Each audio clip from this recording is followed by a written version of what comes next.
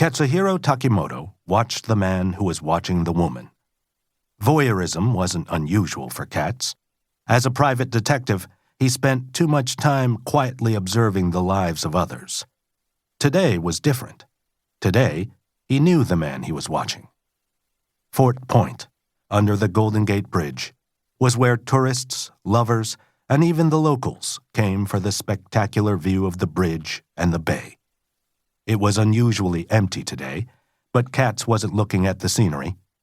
The tall man in the dapper gray suit and brown hat kept his distance as he watched the woman walk toward the embankment's edge. He didn't need to conceal himself, as the woman was focused on the bouquet of flowers she held in her white, gloved hands. Even at this distance, Katz knew she was beautiful. Her hair was platinum blonde and swept up, and she wore a dark blue dress that flattered her high-heeled walk. She stopped at the elevated edge and began to slowly pick apart her bouquet, throwing the flowers one at a time into the cold water below.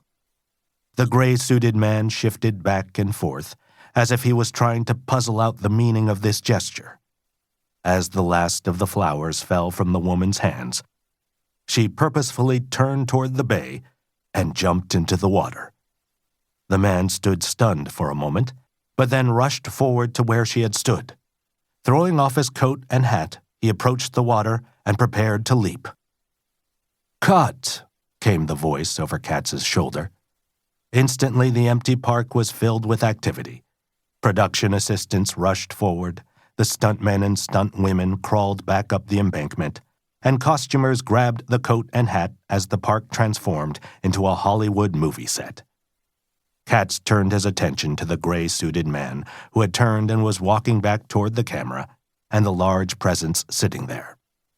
Alfred Hitchcock, the acclaimed film director, sat talking with his cameraman and his assistants. "That was fine, James. I believe we have what we need," Hitchcock said in his unmistakable voice. Never one to lavish praise on even the finest actors, everyone knew that was Hitch's way, especially the man in the gray suit, who was an old hand at dealing with the demanding director. Jimmy Stewart, America's favorite male actor for over a decade, smiled as he approached the director. Even though the reshoot of this scene could probably have been done with a stand-in, Stewart was happy to reprise the scene and the character he had inhabited since late summer. "How about some B-roll of me swimming in the bay?" quipped the actor with a smile. Hitch elongated his already elongated face. "Thank you, James. We are quite done with San Francisco."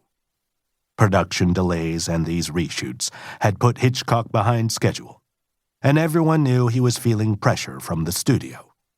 He was anxious to return to the controlled confines of Paramount Studios in Hollywood to finish his film. Katz quietly stood back as several folks approached the actor and attended to various bits of business. Eventually, Stewart broke away and, turning to Katz, smiled and said, "What do you think?"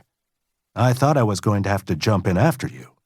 Stewart laughed, and Katz smiled at the face familiar to everyone in America.